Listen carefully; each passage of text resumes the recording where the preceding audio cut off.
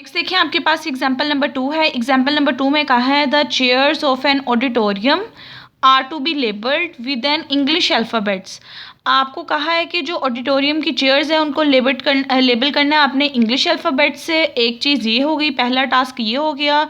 Followed by positive integers not exceeding 100। और second बात ये बता दी है कि वो पॉजिटिव इंटीजर्स हैं जो कि 100 से ज़्यादा नहीं है। What is the largest number of chair that can be labelled differently. अब देखिए आपने बेसिकली ऑडिटोरियम की चेयर्स को लेबल करना है। फर्स्ट टास्क बता दिए एक इंग्लिश अल्फ़ाबेट से करना है, सेकंड टास्क बता दिया पॉजिटिव इंटीजर से करना है जो कि 100 से ग्रेटर ना हो। तो आपने बताना है कि आप कितने पॉसिबल वे से डिफरेंटली उसे लेबल कर सकते हैं। अब देखें बेसिकली दोनों में चेयर्स को लेबल करने की बात हो रही है, सेम चीज़ को आपने दोनों में लेबल करना है। इसका मतलब ये दोनों आपके पास ज्वाइंट हैं तो प्रोडक्ट रूल लगेगा। आप दोनों की पहले पॉसिबिलिटीज़ लिखोगे नंबर ऑफ वेज, उसके बाद दोनों को मल्टीप्लाई कर दोगे। आपने कहा कि अगर आपने इंग्लिश अल्फ़ाबेट से इसको लेबल करना है तो इंग्लिश अल्फ़ाबेट्स टोटल आपके पास तादाद में 26 होते हैं, तो फर्स्ट के अक्कर होने के वेज आगे 26। सेकेंडली आपसे कहा है पॉजिटिव इंटीजर से आपने लेबल करना है जो कि 100 से ज़्यादा ना हो, तो टोटल यहाँ पे इनकी तादाद आ गई है 100। फर्स्ट का चांस भी निकल गया, सेकंड का भी निकल गया, तो एट द एंड आप इन दोनों के नंबर ऑफ वेज को मल्टीप्लाई करते हो। टोटल निकालने के लिए मल्टीप्लाई करोगे तो 2600 वेज आपका आंसर आ जाएगा।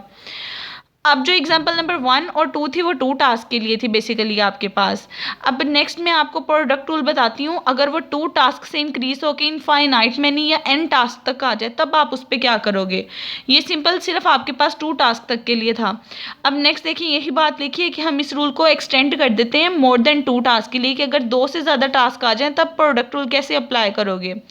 वही सारा प्रोसीजर होगा। आप टोटल प्रोसीजर को अब डिफरेंट पार्ट्स में डिस्ट्रॉय करोगे, हर एक के नंबर ऑफ वेज निकालोगे, हर एक के नंबर ऑफ वेज निकालने के बाद सबके नंबर ऑफ वेज को मल्टीप्लाई कर दोगे तो इन जर्नल आपके पास आ जाएगा प्रोडक्ट रूल। यहाँ पे यही बात लिखी है कि अगर आप कोई भी इवेंट को आर पार्ट्स में डिस्ट्रॉय करते हो, लेट से E1 E2 E3 up to Son ER, तो उनके अकर होने के चांसेस भी N1 N2 N3 up to सोन NR वेज होंगे। तो होल इवेंट के निकालने के लिए हर एक के नंबर ऑफ वेज को आप मल्टीप्लाई करोगे तो आपके पास वो जर्नल रूल आ जाएगा, प्रोडक्ट रूल फॉर काउंटिंग। अब ये मल्टीप्लिकेशन है, मल्टीप्लिकेशन में प्रोडक्ट के समीशन को इस नोटेशन से लिखते हैं। अगर समीशन की बात करें, समीशन की फॉर्म में सम इस तरह होता है, लेकिन प्रोडक्ट की फॉर्म में आप उसको बड़े पाई से डिनोट करते हो। ये प्रोडक्ट रूल का समीशन होता है। और यहाँ बता दोगे कि आपके पास जो अमाउंट है बेसिकली 1 से लेके R तक जा रही है, n की वैल्यू। और यहाँ पे आप बता दोगे या आई कर लें, डिफरेंट नोटेशन करने के लिए ये NI है, कि जितने आपके पास इवेंट होंगे 1 to R उतने ही आपने चांसेस निकाल के उसके उन सबको मल्टीप्लाई करना है। अब इसी से रिलेटेड नेक्स्ट आपके पास एग्जाम्पल नंबर 3 है। 3 में देखिए कहाँ है, to reach a city D फ्रॉम A। अगर आप किसी भी सिटी D से किसी भी सिटी A की तरफ आना चाहते हैं, one has to pass through city B, आपको पहले B से पास करना पड़ेगा। यानी कि बेसिकली आपने अगर D सिटी पे रीच करना है, आप A पोजीशन पे खड़े हो, आपने D पोजीशन पे पहुंचना है, आपको पहले B और C से गुजरना पड़ेगा।